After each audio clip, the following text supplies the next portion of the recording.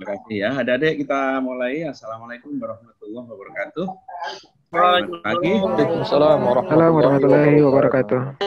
Selamat pagi. Salam sejahtera untuk kita sekalian ya. Alhamdulillahirabbil alamin. Puji syukur kita panjatkan kehadirat Allah SWT pada hari ini kita dapat bersilaturahim meskipun hanya melalui tatap maya ya. Nah, nanti adik-adik saya minta untuk ini nanti kita akan ketemu selain tatap maya 3JP ini kita juga akan ketemu tatap muka ya untuk penajaman-penajaman apa yang perlu kita bahas di dalam Whole of Government. Nah, seperti itu. Nah, baik. Sebelumnya tentu saya belum masuk di kelasnya adik-adik ya. Kenalan dulu ya. Nama saya Amir Maksum. Foto saya gaya apa tidak, Dek? Ya. Meskipun saya ini kaum kolonial ya, saya juga ingin bergaya milenial juga ya seperti adik-adik. Materi kita alhamdulillah kita udah masuki masa injury time ya, detik-detik terakhir adik-adik. Kalau proses internalisasi kita selama 18 hari, kita udah masuk di agenda 3 ya. Agenda 1 kemarin bela negara, kita sudah lalui.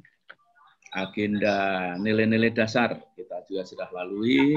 Dan sekarang agenda kedudukan dan peran PNS dalam NKRI yang terdiri dari 3 materi ya. Yang pertama manajemen ASN, Whole of Government, dan pelayanan publik. Oke, nggak apa-apa. Nah, 3 materi yang terakhir ini ada deh ya. Di kedudukan dan peran ASN ini sangat penting. Karena nanti waktu kita menyusun rancangan aktualisasi, 3 materi ini yang akan dijadikan rujukan, sumber isu. Sumber isu kita berasal dari 3 materi ini. Setidaknya isu yang akan kita angkat harus terkait dengan 3 materi ini. Apakah terkait dengan manajemen ASN, apakah terkait dengan pelayanan publik, apakah terkait dengan whole of government. 3-tiganya boleh, lebih bagus. Kalau kita ambil judul, kemudian atau ngambil topik, kemudian 3-tiganya bisa terkait dengan 3 materi ini, tentu lebih super lagi ya, nilainya lebih tinggi lagi. Dia dalam rangka perbaikan pelayanan publik, dia juga dalam rangka bekerja secara perspektif whole of government, dan juga penguatan dari kedudukan dan peran PNS. Dan kebijakan, manajemen program, dan pelayanan publik. Saya gunakan papan tulis. Ya, adik-adik bisa berinteraksi dengan saya di sini, bisa tulis-tulis. Coba adik-adik pegang HP-nya, ketik teks. Nah, coba coret-coret. Adik-adik bisa nyoret di papan tulis saya. Oh, senangnya. Mustahil. Siapa lagi? Laude, 37. 19, Samsul. Oke. Aude, Muhammad 28. Ya, itu kan Senang ya adik ya. Oh. Fitri. Bisa? Coba ada yang ngetik, coba ketik supaya bersih ketik. Pakai teks. Jangan pakai bolpen, itu kan bolpen ya, ada teks. Coba ketik. Ada teks. Ya, kita bicara tadi tentang tim ya. Ciri-ciri kerja tim.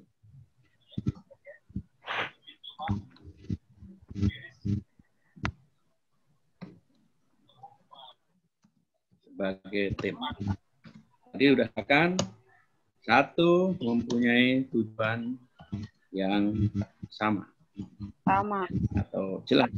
Nah, kemudian apa tadi? Kolaborasi. Pembagian tugas ya. Dan tanggung jawab. Ada yang jadi back, ada yang jadi kiper. Nah, ya. Terus 3 tadi, mampu berkolaborasi. Ya sama ya. Oke, apa lagi? Antusias. Komitmen. Semangat, antusias. Ya, oke. Nah, supaya bisa melakukan pembagian, bisa menjalankan tanggung jawab, maka harus apa ya yang bisa dilakukan? Kompetensi kita ya.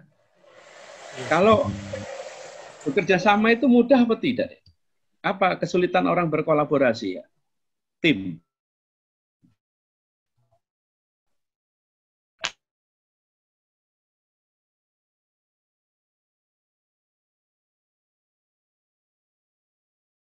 Bola itu kan itu perlu ada agak keluar itu orang ketim.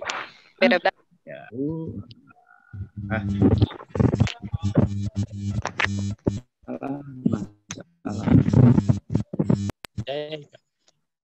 Dalam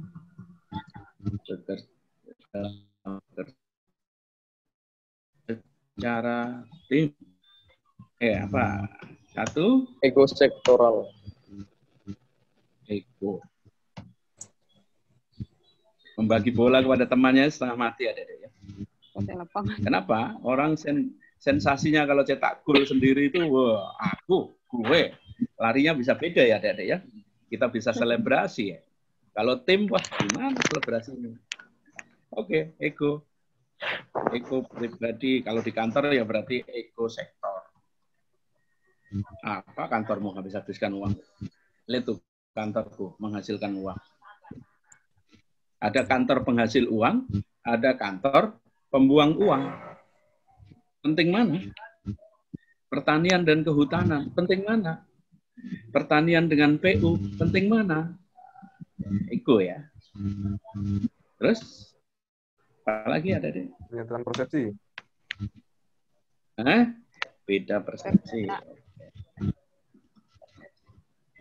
Apa lagi?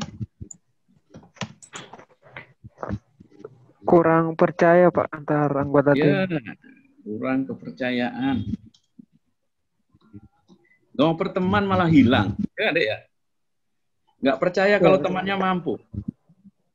Nah, oleh karena itu supaya dipercaya, ya sebagai pembagian tugas dan tanggung jawab tadi, karena kalau kita kerja tim, itu output dari pekerjaannya si A akan menjadi input dari pekerjaan si B. Betul nggak ya?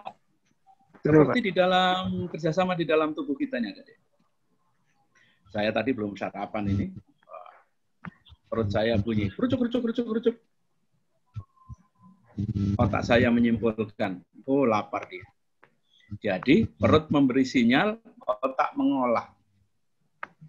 Lapar dia. Kalau begitu, solusinya otak cari makanan. Maka dia suruh kepada mata. Wahai mata, mau cari di mana ada makanan tersedia.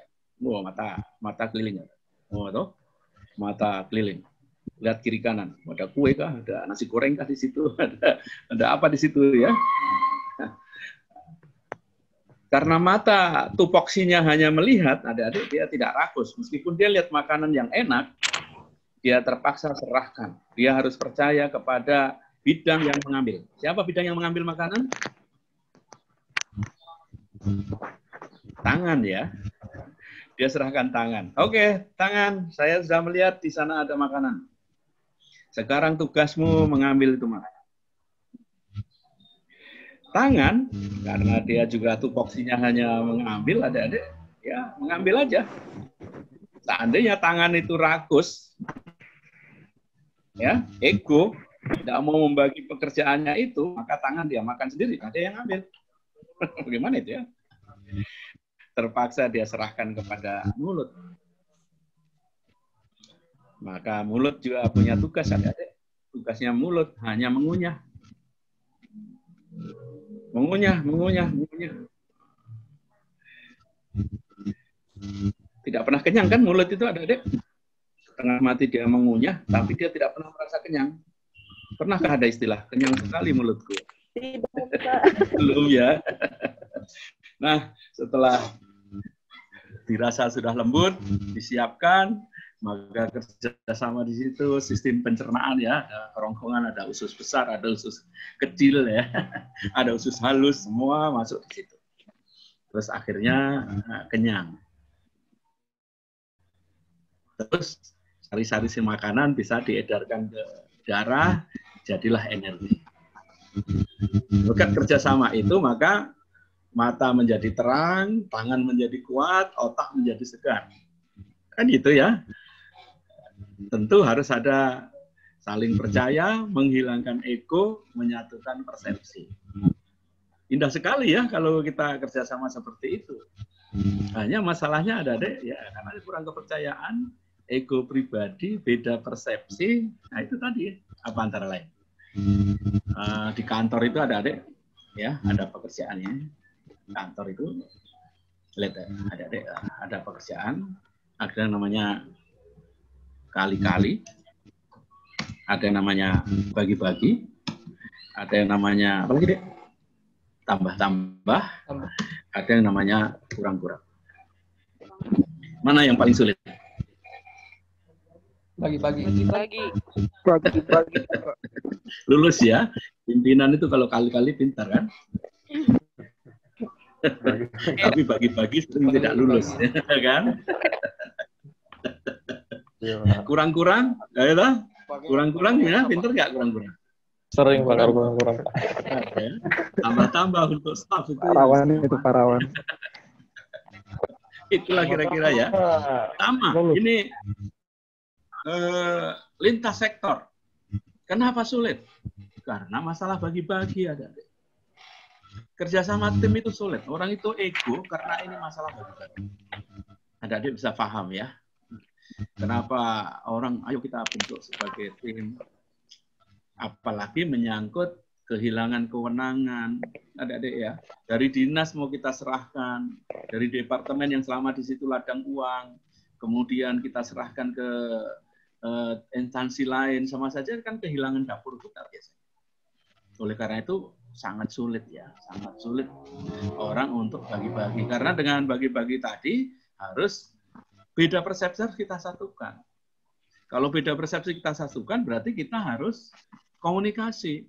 Komunikasi yang baik kita berarti harus transparan. Kalau kerjasama kemudian tidak transparan, bagaimana deh? Apa yang terjadi? Makanya ada lagu ya, jangan ada dusta di antara kita. Mau melangkah bersama kok ada dusta. Nah, lagunya Pance itu ya. Seiring sejalan tapi ternyata enggak seiring sejalan. Kalau Bruri bilang daun semangka daun sirih. Aku begini, engkau begitu. Nah, enggak biar satu, ya, enggak bisa bersatu. Inilah kira-kira ya masalah-masalah dalam bekerja secara tim ya, ego pribadi, beda persepsi, kurang kepercayaan, juga tentang tadi kemampuan memang adik-adik ya. Kemampuan. Ya. Mana tadi? Oke.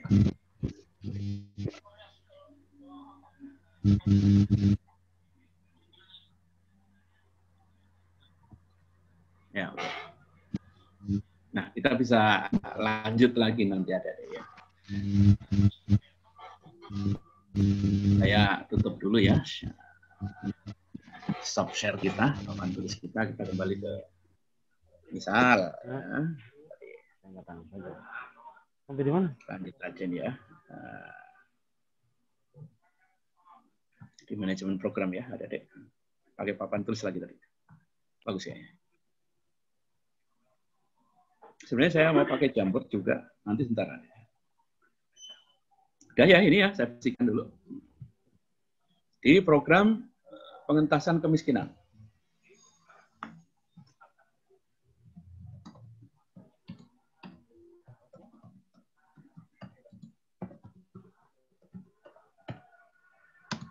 Nah, adik-adik tahu nggak program-program pengentasan kemiskinan yang ada di daerahnya adik-adik?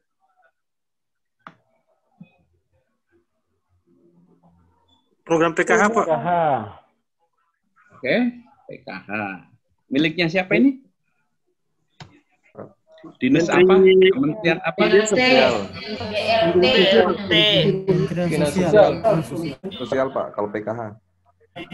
Kecamatan. Lagi? KIS. Iya. Indonesia Sehat. Kartu Indonesia Sehat. Apa lagi? PIP. PIP. Apa lagi? KIP. KIS sudah. KIP sudah. PKH Sudah. PKH sudah. BLT. Iya.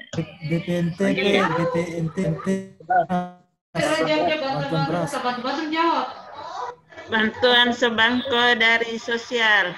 Sembako. Bantos. tidak mungkin sama saya tidak Terima kasih ya.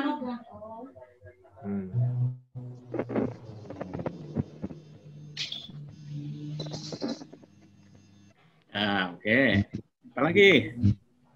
Paku, Pak. Ada nggak pertanian? Paku mau kotaku. Pertanian ada nggak? Ketahanan pangan ada nggak? Bibit. Ada juga.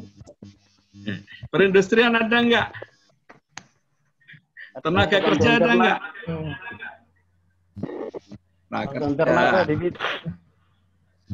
Ayo ya. Bantuan perahu. Bantuan modal Dan modal. dari UKM. Ya. Dana desa. Bantuan kapal, bibit, pupuk dari pertanian. Dari BRI. Rasra, Raskin. Tahu Raskin? Rakyat miskin. Beras miskin. Dari PU ada nggak? PU. Kotakan paku mau Pak. Kotaku. PU. Bedah rumah Pak. Bedah rumah. Ada rumah. Dan rumah. Ada istilahnya rumah SPS Pak. tidak layak huni. Ada yang bilang Cilahu. program Aladin. Ya, tahu Aladin? Tidak Pak. Atap lantai dinding. Ada retilah. Tapi ternyata survei membuktikan bahwa angka kemiskinan kita tidak turun-turun. Berarti program-program ini kita boleh bilang tidak terlalu tepat sasaran. Betul nggak? Orang temukannya ke orang miskin. Betul Pak. Ya. Begitu ada bantuan dari desa ke desa, mental masyarakat kita juga mengatakan kita semua miskin, Iya Pak. harus dibagi rata. Dia orang miskin semua. Betul begitu? Iya Pak. Masalahnya salah satunya adalah mental masyarakat yang semua miskin, ya.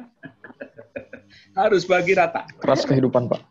Masuk kita yang ngurus kita tidak kebagian. Betul. Padahal yang ngurus adalah orang-orang kaya. Sampai adik-adik beras Raskin PKH itu ya sampai harus dibagi rata, pusing. Sampai ada inovasi dari pegawai ya. Oke, kalau begitu setiap beras yang datang sebelum dibagi ke masyarakat, kita kumpul dulu di masjid.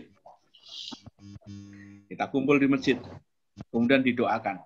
Seluruh masyarakat habis sholat Jumat begitu, mobil itu dikelilingi, ya kan? Atau diturunkan di emper masjid, kemudian dikelilingi, dibacakan doa. Ya Allah, semoga bantuan dari pemerintah ini membawa berkah dan mampu menolong masyarakat kita yang kurang mampu, ditolong, ya, diberikan kemudahan, dan akhirnya menjadi keluarga yang mampu. Dan bagi keluarga-keluarga yang sesungguhnya dia mampu, tapi dia mengaku tidak mampu, semoga azab-Mu keras ya Allah, betul-betul dia mengabulkan permohonan mereka menjadi orang miskin. Amin, amin ya rabbal alamin. Itu kan banyak ya dari tulisan itu, dari doa itu, banyak orang yang mengundurkan diri karena takut didoai menjadi orang miskin. Ada pernah dengar itu cerita ya. Makanya sekarang ada di PKH itu ya kan penerimanya disemprot gitu ya, di pilok gitu. Tulisan begitu, kalau memang tidak berat, ya miskin betul ya. Miskin betul itu. Bisa dilihat ada di internet. Nah, demikian juga ada bedah rumah. Yang menerima justru orang kaya. Karena yang foto adalah rumah-rumah kebunnya mereka. Memang tidak atapnya belum genting, lantainya belum semen, dindingnya juga jelajah, layak mendapat bantuan. Tapi ternyata itu adalah rumah kebun. Sementara rumahnya masyarakat yang miskin malah nggak tersentuh karena dia tidak tahu informasi ini. Nah, oleh karena itu ada menyadari hal yang seperti ini ada di kabupaten. Salah satu masalah utamanya adalah masalah-masalahnya ya. Mbak Dade bisa catat ini ya. Kalau tahu keluar di ujian ini, tidak bisa menjawab. Seperti mic-nya di apa masalahnya, Dade? Kalau kita menurut cerita saya tadi, masalah-masalahnya adalah bahwa isu-isunya yang muncul ya, penanganan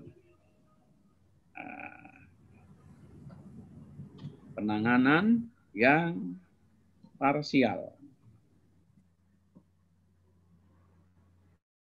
terpusat di dinas masing-masing. Yang kedua, ternyata belum ada kesepakatan. Belum ada kesepakatan. Satu data kriteria kakak miskin. Semua instansi masih mempunyai kriteria masing-masing. Sehingga ini menyulitkan BPS ya. Apakah ini masih miskin apa tidak? Nah, kemudian juga validitas data.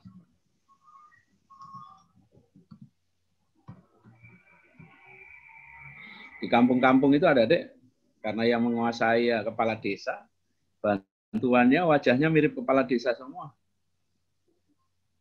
Kalau tidak keponakannya ya omnya ya tantenya, Pak D-nya gitu ya. Sering gitu ya. Makanya istilahnya L4. Lu lagi. Wajahnya kok mirip-mirip semua. Ya, nepotisme ya, nepotisme. Itu menjadi masalah. Datanya tidak real. Juga tadi juga mental masyarakat. Ini juga problem. Sebagian aparat ya, tidak seluruhnya ya. Mental masyarakat dan oknum aparat. Ya.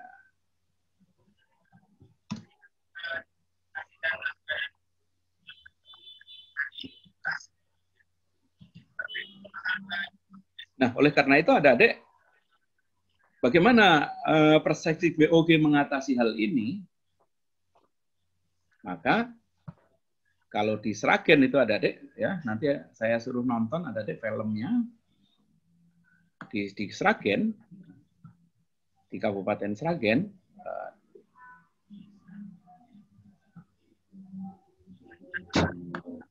Dibentuk namanya pembentukan unit kerja baru ya, yang terpadu. Namanya Unit Pelayanan Terpadu Penanggulangan Kemiskinan Kabupaten Sragen. Bupatinya marah-marah karena begitu banyak bantuan, ya, begitu banyak bantuan,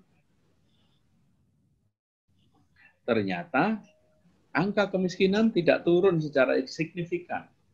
Karena masalahnya adalah penanganan parsial, kesepakatan kriteria kakak miskin, validitas data yang tidak ada, kemudian mental masyarakat, kemudian juga sosialisasi ya tadi misalnya.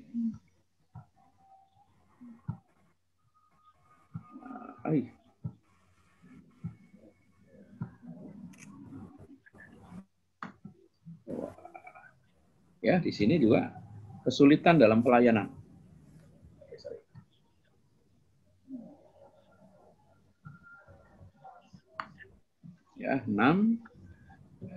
prosedur layanan yang tidak ditahu.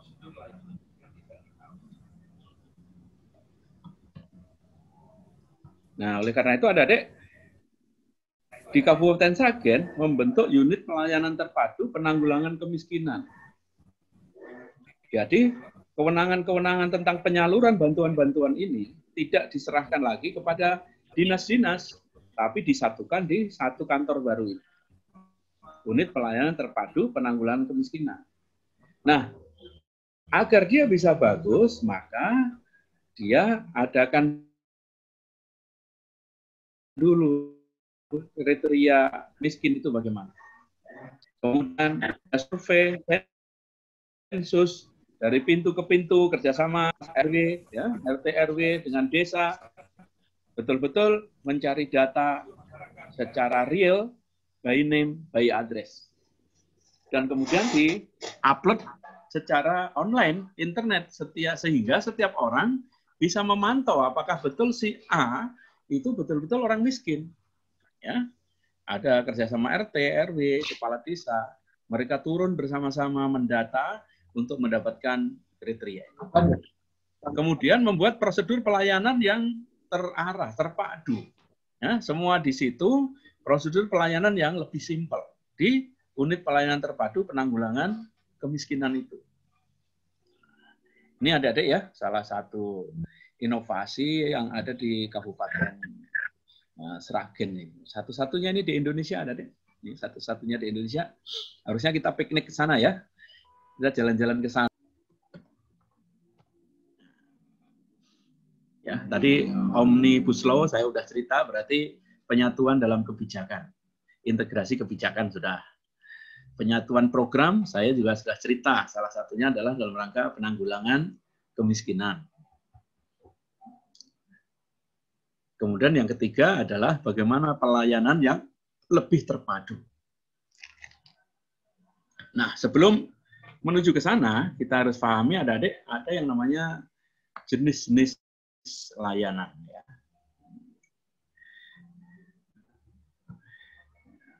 Oke, ya. Jenis-jenis pelayanan pemerintah. Apa aja? Satu, pelayanan ke kantor kelurahan ada? Ke kantor kelurahan?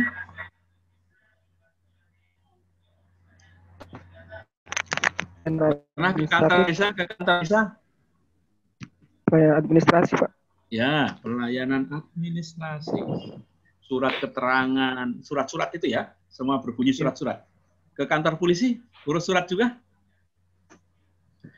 Cari SIM, cari STNK. SKCK. Ya. Itu adalah pelayanan izin. Surat-surat keterangan macam-macam tadi ya. Namanya pelayanan administrasi. Pelayanan satu pintu. Nah, adik-adik mau naik pangkat, ya segala macam ya, berkas-berkas, ada surat ini, surat itu. Di kantor kecamatan, di kantor kelurahan, di kantor polisi, di Dukcapil, ya, di PTSP, semua adalah pelayanan administrasi. Tugasnya pemerintah. Ada KTP, keterangan miskin, keterangan domisili, keterangan usaha, izin ini, izin itu, izin gangguan, ya, macam-macam ya. Kemudian berikutnya adalah pelayanan jasa. Barang jasa. Ya, jasa apa ada, Dek? Kesehatan, pendidikan. Contohnya pelayanan jasa. Kerjaan.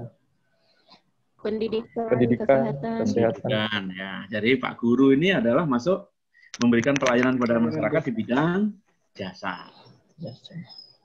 Bidan, perawat, dokter, ya. Penyuluh juga, Pak. Itu adalah pelayanan jasa.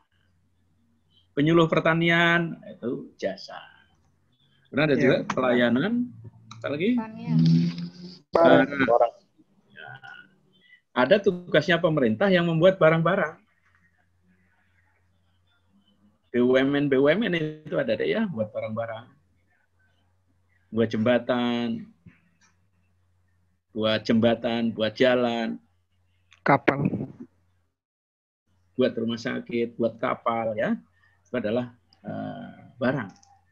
Tugasnya pemerintah.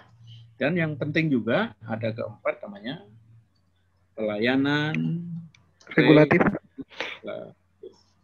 Regulasi. Ya. Pelayanan yang kaitannya adalah menegakkan aturan. Hukum. Aturan.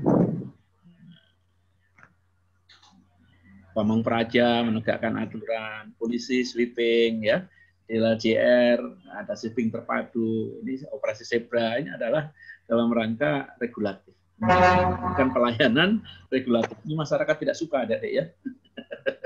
Kalau ditegakkan aturan ini masyarakat tidak suka, ya. Oke, itu lihat dari jenis pelayanannya. Bagaimana kalau kita lihat sekarang pola layanannya? Adakah yang sudah terpadu? Kita lihat ya. Pola layanan. Ganti warna.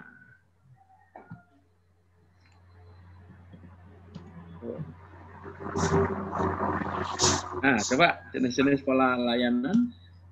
Kalau di sekolah apa namanya? Kemudian naik lagi menjadi satap. Ada sekolah Islam terpadu. Ya, pelayanan rumah sakit. Ini pelayanan diklat prajabatan, pelayanan di sekolah. Ya. Itulah yang disebut dengan pelayanan teknis fungsional. Pelayanan kita masing-masing ada sesuai dengan keahlian kita, teknis kita. Kehakiman, ya. Pengadilan agama. Semua kantor itu adalah pelayanan teknis fungsional. Kemudian dari beberapa teknis fungsional, ada meningkat lagi yang namanya pelayanan teknis fungsional yang itu pusat. Ini masih terpusat, ya, terpusat. Tapi satu teknis fungsional, misalnya ada rumah sakit jantung, terpusat, ya, yang mau dibuat. Ada rumah sakit paru, satu provinsi satu. Jadi rujukannya dari mana? Rumah sakit masing-masing di provinsi dimasukkan yang terpusat, khusus. Gitu. Tapi dia teknis fungsional juga, teknis fungsional jantung gitu. Tapi lebih terpusat lagi, ada rumah sakit pusat. Nah, kemudian ada banyak praktik Lain satu pintu, Pak. supaya Satu ini pintu, Pak. meningkat lagi. Beberapa kantor disatukan, tapi kantornya yang mengirim itu masih kelihatan. Itulah yang disebut dengan pelayanan satu atap. Satu pintu. Satu atap. Satu atap dulu. Satu atap terdiri dari banyak kamar, ya. Karena satu rumah, ini satu rumah kantor, satu atap, tapi terdiri dari beberapa kantor. Supaya tidak mondar-mandir. Tapi customer, pelanggan, masyarakat masih harus masuk dari pintu A ke pintu B. Kamar A, kamar B, kamar C. Ya, satu atap itu masih banyak pintu, masih banyak pintu. Masih ribet seperti itu, ada yang itu samsat pola dulu. Samsat yang zaman dulu ada ya. Samsat yang dulu. Di situ ada polisi, di situ ada jasa raja, di situ ada dinas pendapatan, ya. Di situ ada DLJR, kir kendaraan, ya. Tentang kir kendaraan ada di situ. Tapi masing-masing mempunyai ruangan masing-masing. Dan seragamnya masih beda-beda. Jasara harja dengan bajunya, dispenda dengan bajunya, polisi dengan bajunya, semua masih menunjukkan ada ya, menunjukkan identitasnya masing-masing. Ini sudah bagus, ini sudah WOG ini sudah whole of government, tapi masih agak ketinggalan ya. Kemudian karena satu atap dirasa masih banyak calo dan sebagainya, kurang efisien, efektif sih, tapi kurang efisien, akan meningkat lagi yang disebut namanya pelayanan satu pintu. Satu pintu. Ya.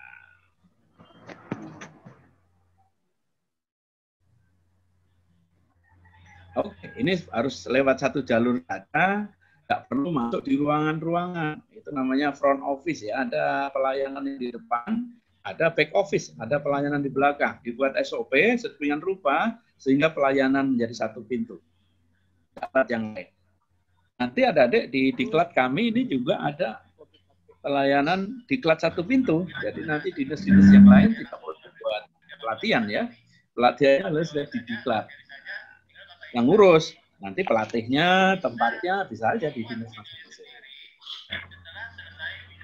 Oke, berikutnya kita meningkat dengan perkembangan teknologi ini dan semua punya smartphone, internet sudah di mana-mana, pulsa juga semakin murah, masyarakat tuh smartphone semua, kesibukan masyarakat tinggi, perkembangan teknologi, maka muncullah namanya e-government, ya.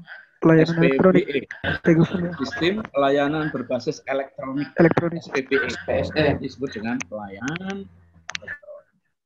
Pelayanan elektronik ini adik-adik menyatukan ya, satu pintu, satu atap, terpusat, bisa semua dilakukan. Bahkan di Surabaya ini contohnya adik-adik yang disebut dengan Surabaya Single Window. Surabaya Single Window. Jadi pelayanan di kota Surabaya itu terpadu dalam PTSP, tapi menggunakan metode SSW, Surabaya Single Window. Jadi masyarakat tidak perlu datang ke kantor lagi, cukup bisa mendaftar, mendapatkan pelayanan dari rumah masing-masing. Tinggal upload saja. Nah, bagi masyarakat yang gaptek, nanti di depan itu ada yang namanya anjungannya ya. Ada di depan, tidak usah masuk, tapi di situ nanti ada ruang bantunya.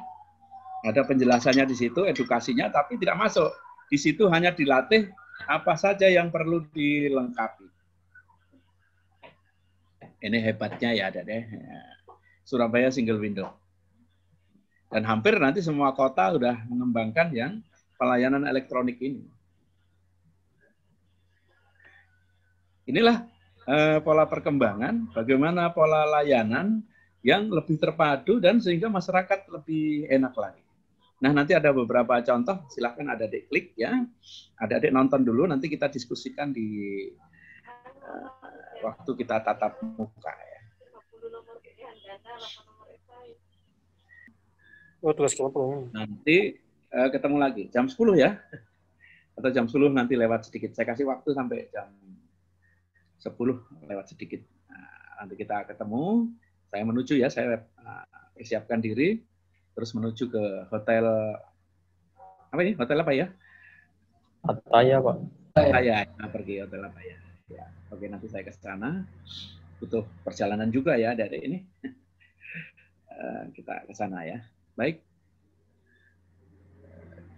Ada pertanyaan dengan tugas ini? Saya kira jelas ya. Nonton film. Habis itu dengan bahasa kita sendiri, silahkan ditonton. Silahkan ditulis. Boleh kerjasama dengan teman-temannya situ, bagi tugas lah. Karena kita udah kerja secara tim, membentuk tim, tahu.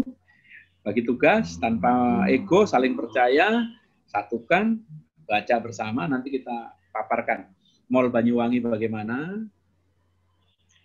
mana lagi tadi, Sragen bagaimana, dan Surabaya Single Window itu bagaimana. Oke, saya kira demikian. Bisa kita akhiri dulu Zoom kita. Selamat bekerja adik-adik di situ.